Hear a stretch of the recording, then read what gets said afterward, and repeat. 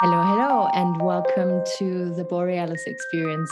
I'm your host, Aurora, and I'm very honored and excited to have Moritz Kerkmann Hood with me today. I mentioned him a couple times on my podcast already. He is the coach who back then ignited my healing. He helped me out so much and yeah, led me onto a beautiful healing path. He is a man coach today and helps men to connect to themselves and to learn how to communicate their feelings and desires better. He's an intimacy coach. And when you go visit Moritz, then he will make sure that your relationships are way deeper than they were before and just connect you to yourself. And this is why I'm so incredibly excited to have him here today, because in a couple episodes ago I talked about how important it is for your mental health to know about your own sexuality, to be aware of who you truly are as a sexual being. And Moritz has all the words, all the knowledge and wisdom that, he wants to share with us today. So I'm very excited to hear your thoughts, Moritz. Welcome to the show. Um, and thank you so much for making the time. If you want to fill us in a little bit, like maybe first how you became a coach, how you became so interested in becoming a coach for men when it comes to intimacy and sexuality. You must have felt a deep need, a deep desire, and we would like to know more about it. Yeah, thank you so much. That's a beautiful introduction. My path. I think as we just said, I think you and I worked 6 years ago. This is like time flies, and the way I got to this path was, I think through suffering, basically, through having a lot of turmoil and issues and trouble in my own life. I had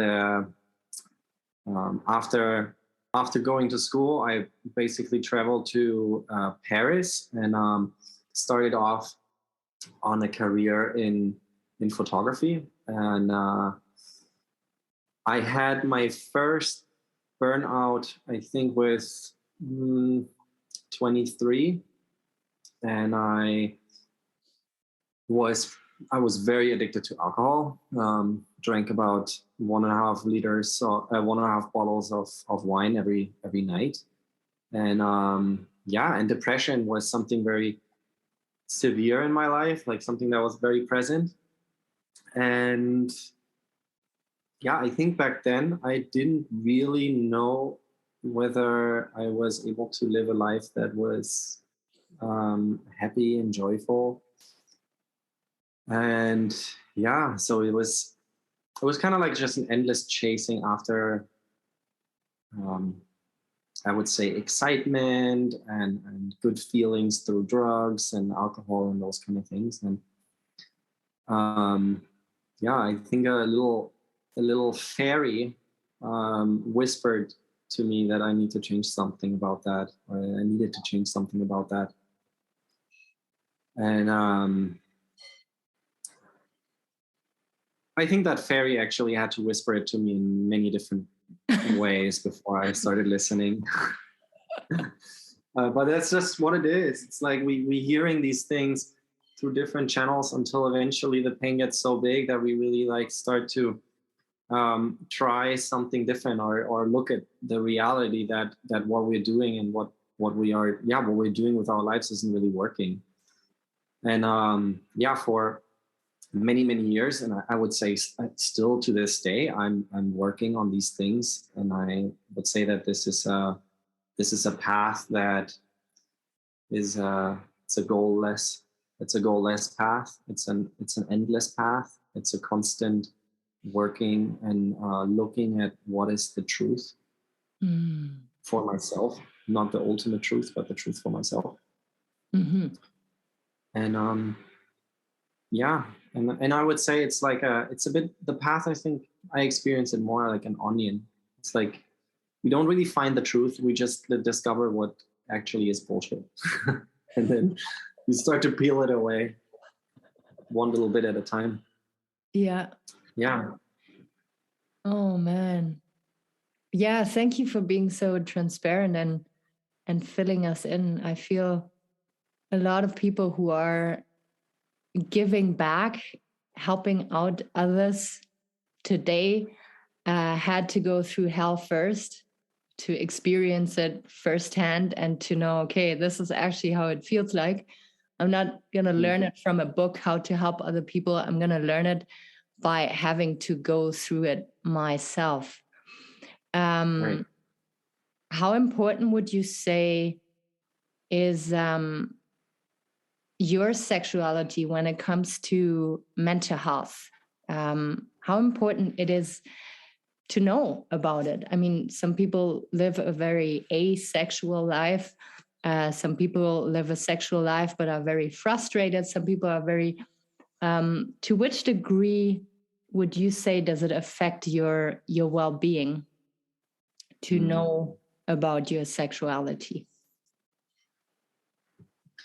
Well, I think sexuality is such an interesting topic because it's like this. It's like it's one of these high sensation topics that just have a double. It's like a double edge in a certain way. Like it can either border into the direction of being an addiction, or it can be bordering into the direction of withholding this kind of pleasure from yourself and starving to death. Right? Like it's like we are either sexually starved or we are overstuffed.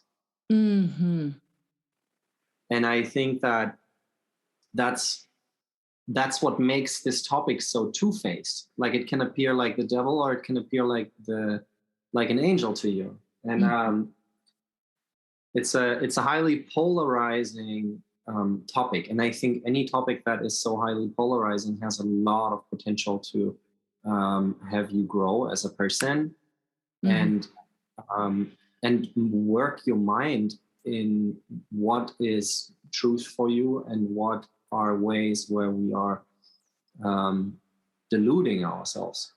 And then the other thing about sexuality is like there is a certain need to it. There is a like I think it's a fact that we need sex, that we need sexuality. Whether we need the act of sex or not is it I want to leave that to the side for a moment, but there's a certain reality to the fact that without sex we wouldn't be here. Right? Like no one of us would be here without sexuality, without the energy of sex, without the like sex is the first energy that like ushers a new person into this world in a certain way. And so there is a certain necessity to it. But then there's also all the other aspects that are connected to it. And one of these is, for example, I mean, it's just think about as a man, the hunger and the lust that you have towards a woman, like it draws you towards the woman because life itself wants to reproduce itself, wants to actually calls on you to create life, right? But then also everything that goes with it is like your energy as a man, your the way you walk, the way you feel confident, like all of these things are connected to your sexual energy. That makes so much sense. And it's a way of expressing yourself as well. And if you are living in denial of it, if you're trying to suppress it, if you have like bad memories with it and are trying to not have it in your life anymore, you're missing out on an opportunity to express yourself, and it's very healthy, right? Well, it blocks not just the actual act of sex, but it blocks also your whole energy as a person. Yeah, and that is so underestimated. Like if you look at marriage, when people have been married for, I don't know, 10 years, 20 years, and they think, it's just not that important anymore. But there's always a part in you who's like, am I actually being honest to myself, or is it important, but I'm just too scared to talk about it again? And like, it's really, it's so, why is it so difficult to talk about it? Do you think it's more difficult for a man to talk about desires, or is it the same for women as well? Why is it so hard to express desire? I don't know if it's harder or easier for a man or a woman. I have nothing that I can compare it to, because I don't have, I'm just the gender that I am at the moment. But I think that, so there's to me, sex is very connected to desire. Mm-hmm. And desire is, to me, this is a whole different subject. This is not easy to understand, but because it's so complex. Desire is so complex. Like, I might have a desire to have a car, right? And then like I judge that as materialistic, or a house, and I judge that as materialistic. Or I have desire to kiss you, or to go out for dinner, right? You can look at all of these things and put them into different categories as like, oh, that's your sexual, those are the things you want sexually.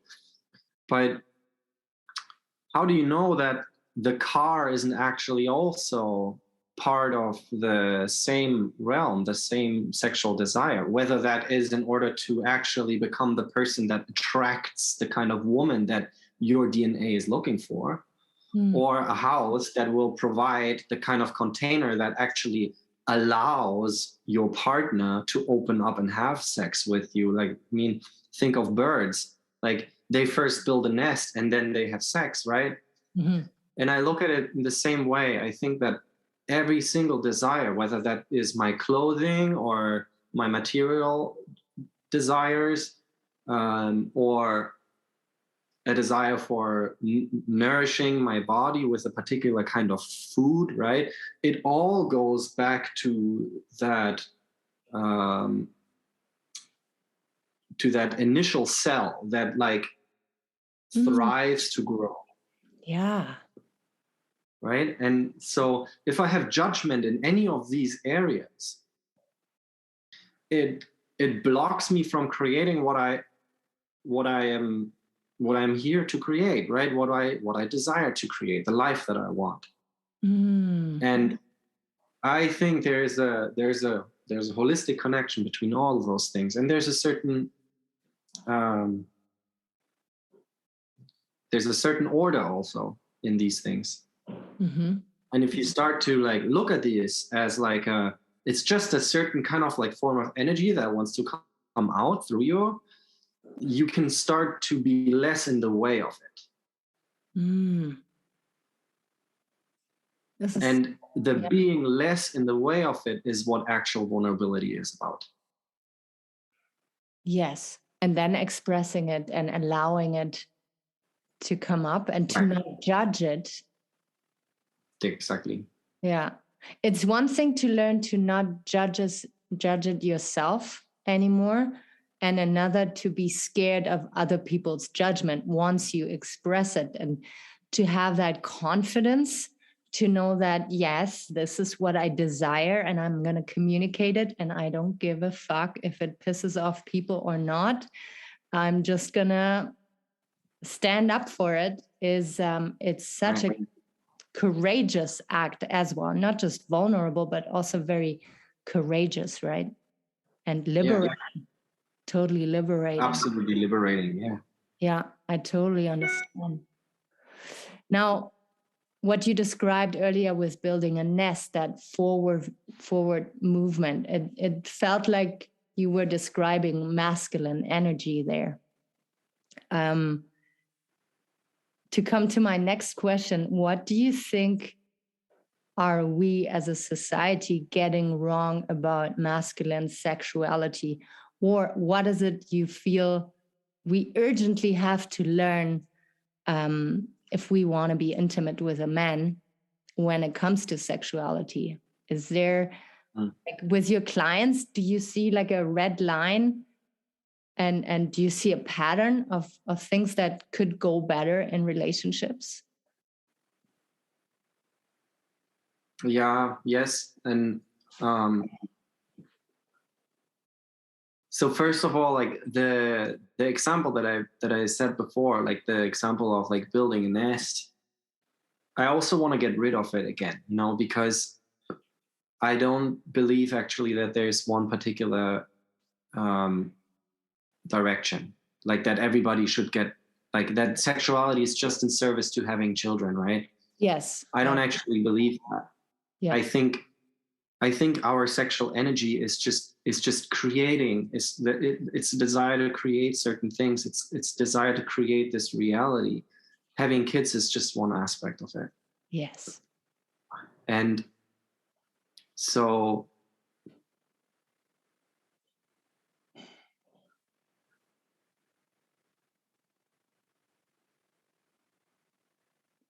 the reason why it's so courageous is because we do conceptualize these things, and then we say, let's say the Bible says men and women should only come together and not homosexuals, for example, right? Like there's a certain conditioning, like an idea.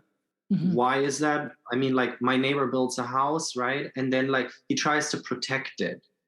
And only if his neighbors build in the same way, right, is his thing safe.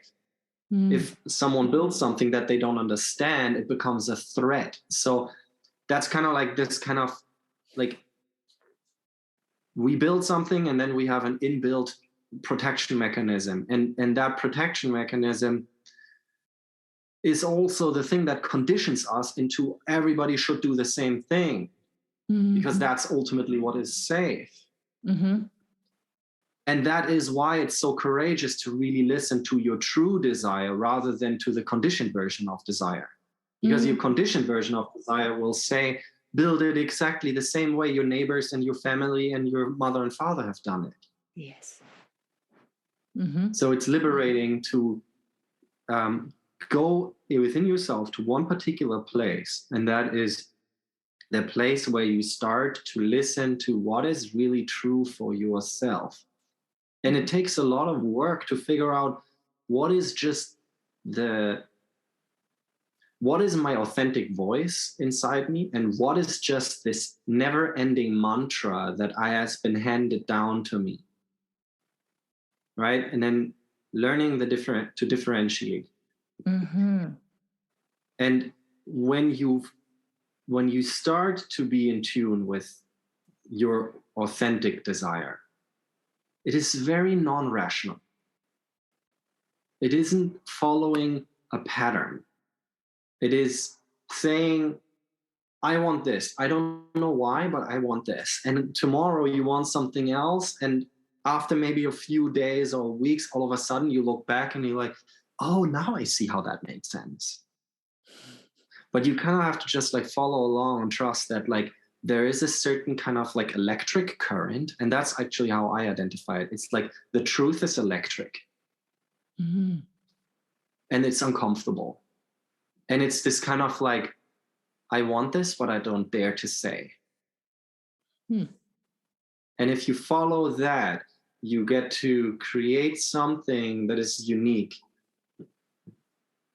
And so here's a bit when it comes to men. whether it's men or women, I think men are more likely to be rebellious or to go after what they hunger for. And women, I think women are starting to break out of that. Mm-hmm. And I think we are starting to live in a time where like women get to be like, not women get to be, bullshit. Women are taking a stronger stance for what they really want. Mm-hmm. Right? And you kind of have to do that. Mm-hmm. So I think when you ask the question, what do men want in bed? I think for you as a woman, that's a dangerous question. Because in that moment, you fall into the conditioning to please the man. Mm.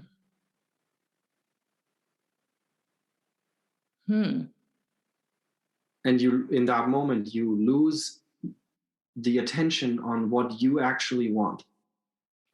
Oh. So this is very new to me, and I have to ask, my focus then should stay on myself, on my desire, on what I am receiving from the man, and not worry at all about what he wants, because he's going to follow his desire anyways. Did I understand that right?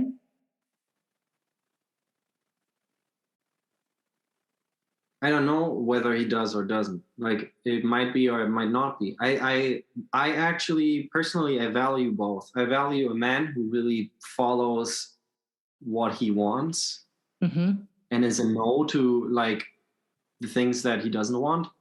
Mm-hmm. But I also value a man who actually feels right with himself, feels good inside himself, and who is capable to have his attention um, on the electric current that the woman actually has. Oh. See, and that is something that you don't learn with porn, you don't hear about in television or Hollywood, I feel. Do you see that movies usually portray like a very one-sided picture of a man? Or because I'm learning right now that there's like many different ways of approaching sexuality, and that men have both like two sides as well, if not more. From what I've learned about sex, I would say it was very one-sided and not diverse at all. And I'm learning so much with you right now. What is it you feel women could take away from this, and men as well, when it comes to intimacy?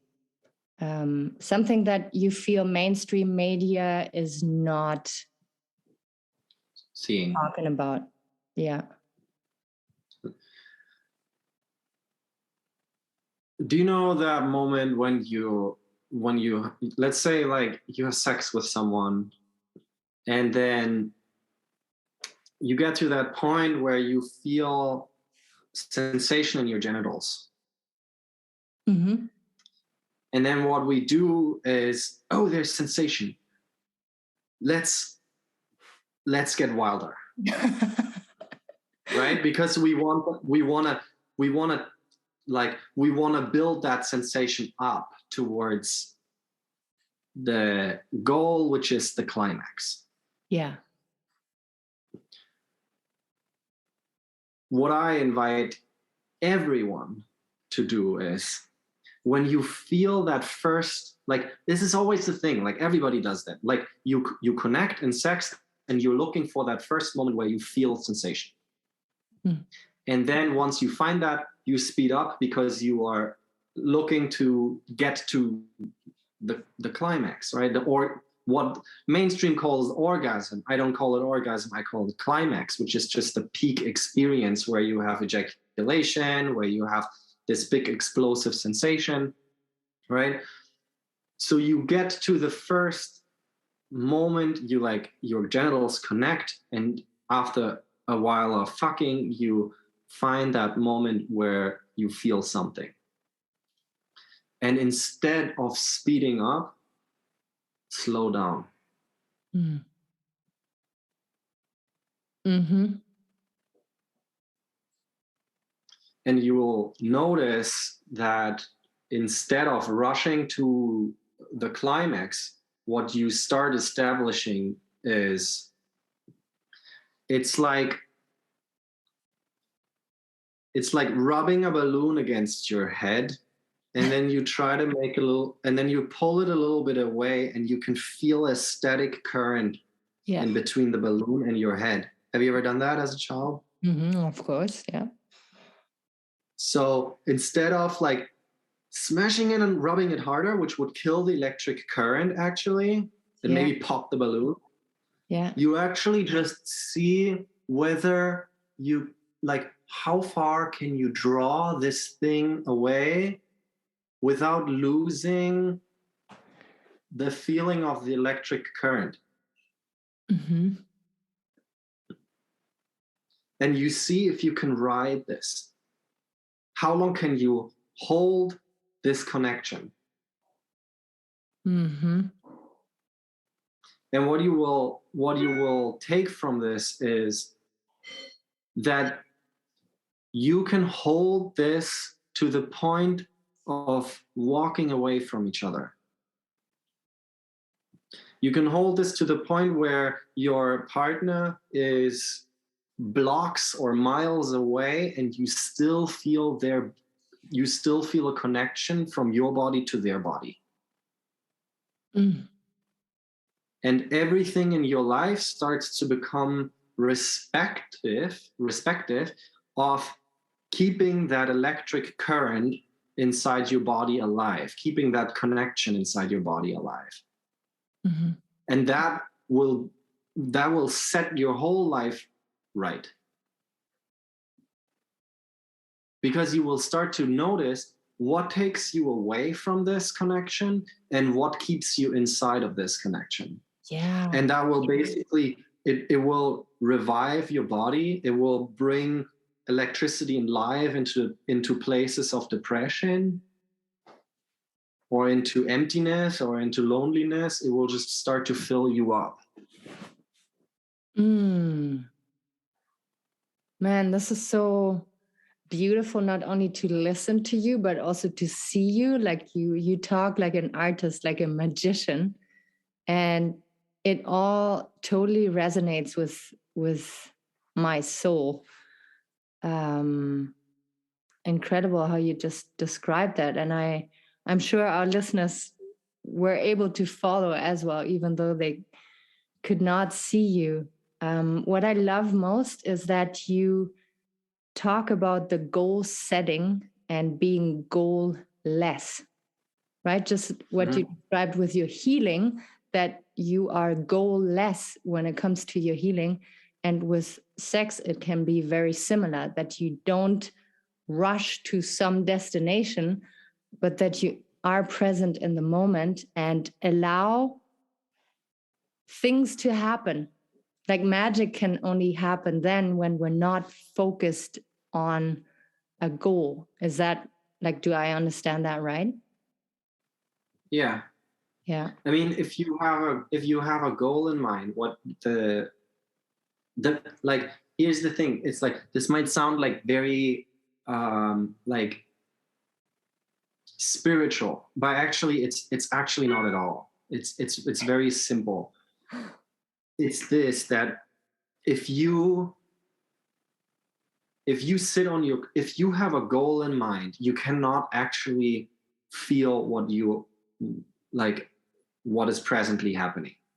If you say, I want to feel joy or I want to feel excited, but you are not right now, right? You're like aiming to feel this particular way. Yeah. So now I ask you, so, okay, you want to feel this way, but how do you feel right now? Yeah. And then most people, I don't know. Yeah, that's the problem, is because of the goal, you cannot be present. Yeah. Because you want to feel a certain way, you cannot be connected to how you actually feel right now. Yeah. And so the issue there is you're not really having sex. It's like, because your whole attention is right now attached to being in this particular place, that you miss the whole show. And that's when all these issues come up with, like, feeling a lack of meaning in your life, feeling like nothing really satiates or satisfies you. It's because you're not really there, because of the goal that we have. That makes total sense. Now, we're getting closer to an end here, but what I would like to ask you last is now desire and goal. Like, if we are aiming towards something, let's say, if not to say goal, like, how would you reword goal setting then? Because there is benefits to it. It can help you to be consistent. It can help you to be disciplined. But I totally get your point of missing the whole point if you are too far, like focusing too far into the future. But how would we reword it instead of using goals? And you don't have to deny yourself that you have a goal in mind. This is a different angle on it, that, like, a meditator who's like now becomes a breath like focus.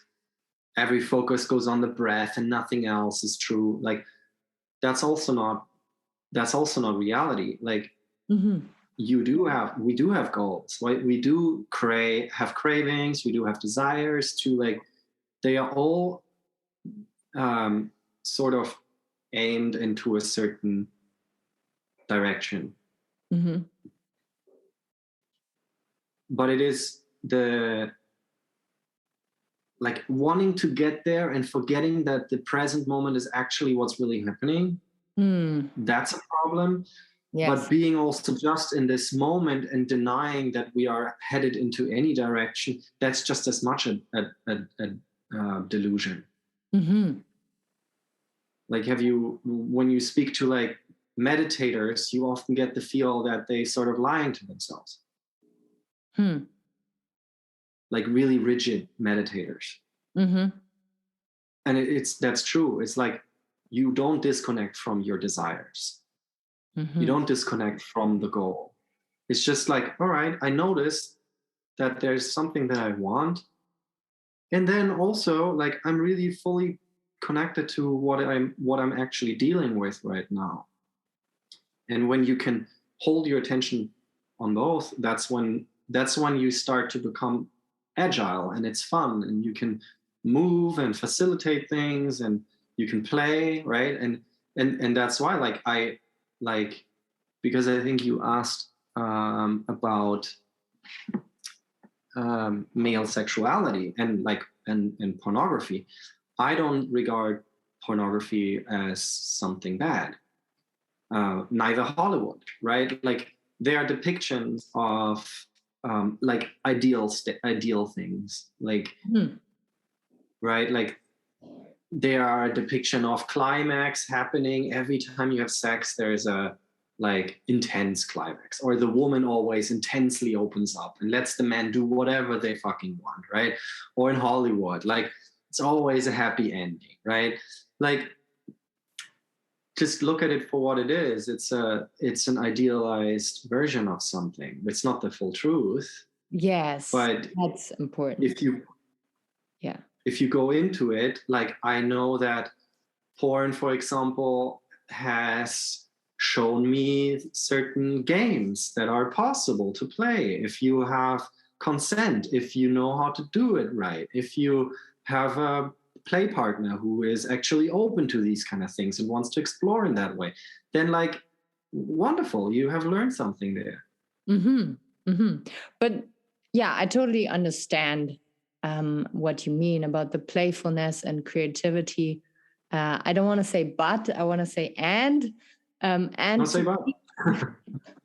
to keep a healthy distance, to know that, yeah, this is Disneyland, Disney World, and this is not always reality. It is inspiring, it is fun, it is sometimes disgusting.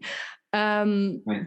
But that doesn't have to be the norm, and to know that this is not what women expect, this is not what all men expect, but it's kind of fun to explore. I totally agree. Well, I would actually, I know a lot of people that do expect, and women do expect, and it's actually, that's if you go into more sex positive communities, you find people that are very in approval with their expectations. There's a very common thing in sex positive communities where couples looking for a bull, right? That's like a high stamina kind of like man who can just like be a machine, right?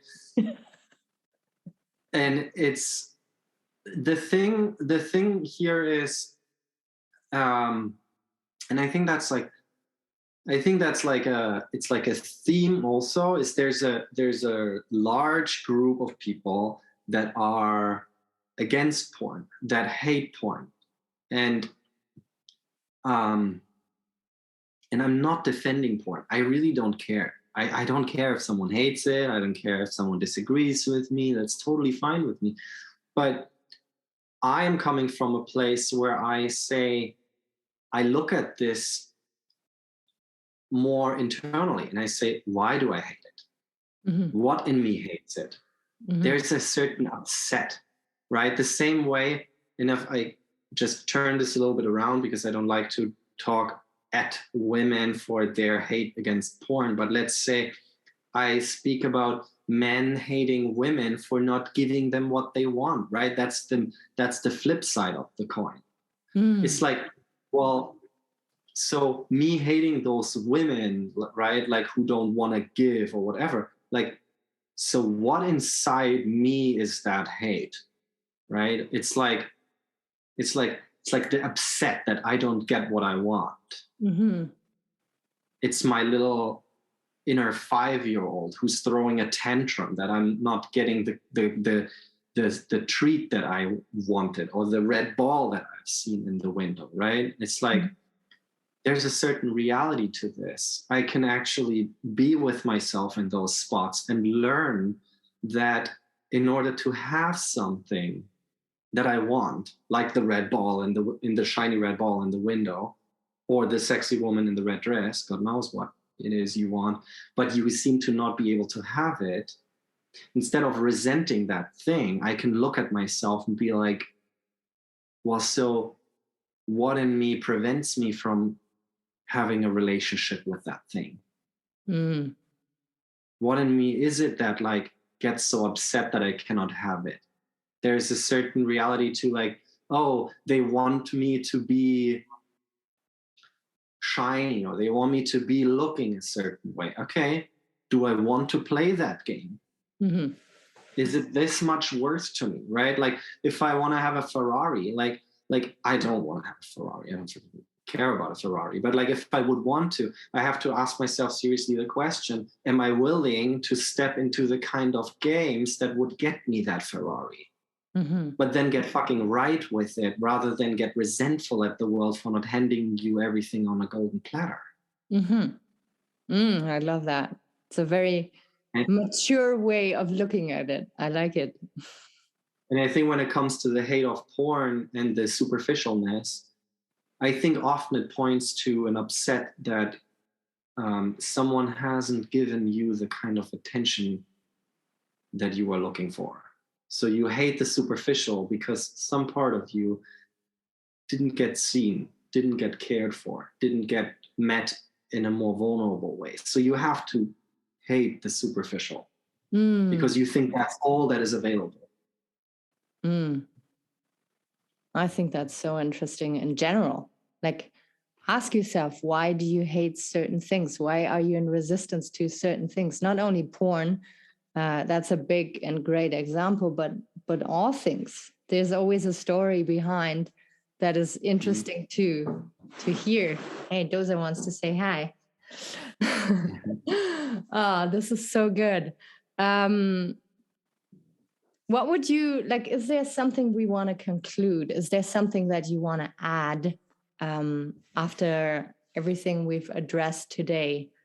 Something that you want to, give to my listeners? And right after, we want to know how people can reach out to you and where you post your beautiful posts and how people can reach you. But before that, is there anything you would like to add when it comes to masculine sexuality, intimacy? Yeah. I think this is not necessarily the only path that leads you to getting into a deeper connection with yourself, but that's what it is about. It's like getting into into more intimacy with yourself, and I think any kind of intensely polarizing topic, whether that's sexuality or whether that is depression or art or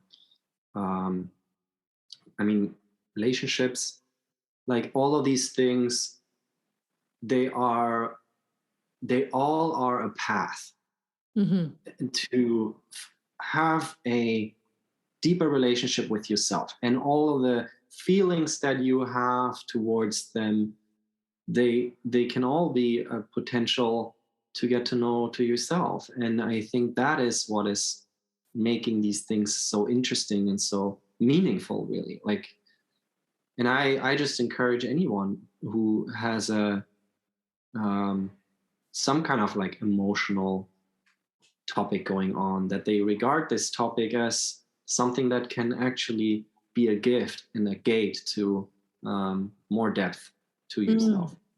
Yes, I totally agree. And I'm so incredibly happy that we were able to record this episode together, because I knew you were going to be the best person to talk about these very important things, and things that are part of everybody, but it's just difficult to understand them at times, to talk about them, and to make sense. So I'm deeply grateful for you being here. Would you like to share with us where people can reach out to you and where people can read your posts? That would be lovely. Yeah. I think at the moment I'm most active actually just on Facebook, and my name there is Moritz, Moritz Kerkmann, Kerkmann, and then Hood, Hood. I also am active on Instagram. And the way people can work with me is I have 2 membership groups. One I lead with my wife. It's called the Building Honest Relationships group, where we work with couples and help them really build authentic relationships that are based on personal freedom. And the other offer that I have for men is the School of Intimate Leadership. And it works with all the things that we have just talked about. And of course, I do one-on-one work, but I would say those 2 groups are probably the best entry level to get started. And anyone can just reach out to me on Facebook or on Instagram and write me a private message. And I usually answer very quickly and just start a personal conversation. Yeah, that sounds amazing.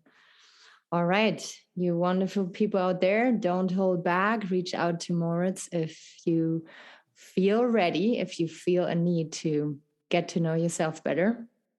And or if you have a desire. Yes, desire. And you, my friend, you have exceeded my expectations like usual. Every time we talked in the past in Germany, I always felt like, Moritz has a different angle on this. And I love how he expands people's minds and opens up people's hearts. Thank you so much. That was wonderful. Thank you so much for inviting me.